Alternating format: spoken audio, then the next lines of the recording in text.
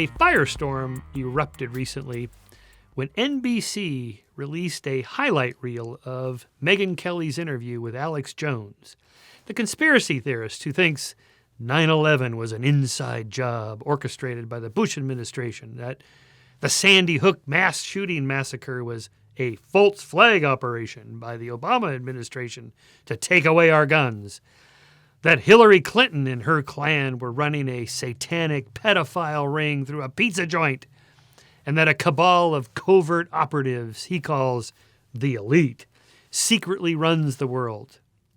If those points weren't outlandish enough, you can see what Alex Jones really thinks when, on the Joe Rogan Experience podcast, he gets stoned on air.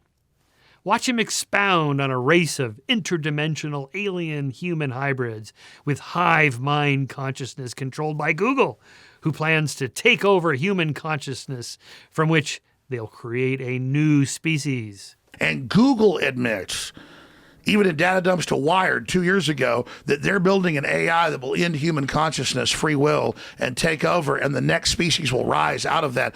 Why would NBC, one of the last bastions of real news, and Megyn Kelly, a noted national journalist with aims toward even greater respectability, air an interview with this delusional, unctuous toad? A few numbers give us an answer.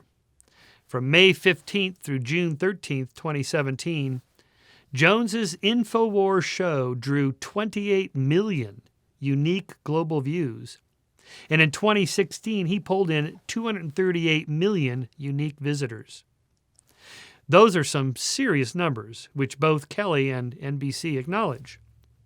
The producer for NBC's Sunday Night with Megyn Kelly, Liz Cole, told CNN, "Until you see the full program, in the full context, I wouldn't judge it too much.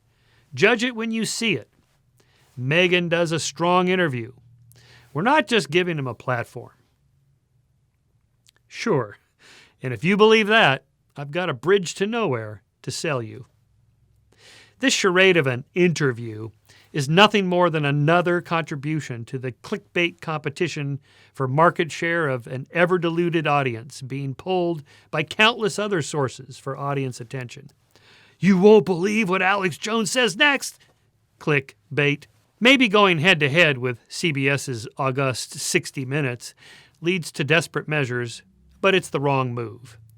First, the families of the victims of the Sandy Hook shooting have voiced their feelings about putting on a man who says their children are really still alive somewhere and that they're all just actors on some conspiratorial proscenium on a national stage.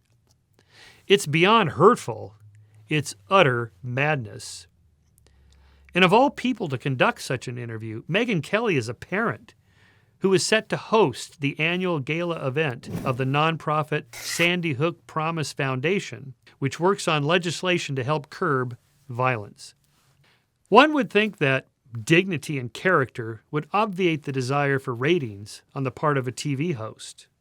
Finally, what makes all this so problematic is that people act on their beliefs. And if you believe, as many of Jones's listeners do, that the Sandy Hook tragedy was all a fake that the parents were in on, it leads to Jones's sycophants showing up at their homes and places of work. One Florida woman made death threats against one of the Sandy Hook fathers, for which she's spending 5 months in the slammer. Lock her up. These listeners don't know that it's all a show and that Jones is, in the words of his attorney in his child custody case, just a carnival barker showman. Or is he? At times, he seems genuinely sincere in his conspiratorial concoctions. Other times, he appears completely out of his mind. So who knows? It's possible Jones doesn't even know what he believes. And that's the problem. Why interview a man who very likely himself cannot identify the line between clickbait punditry and madness? Thank you for watching. Check us out at skeptic.com.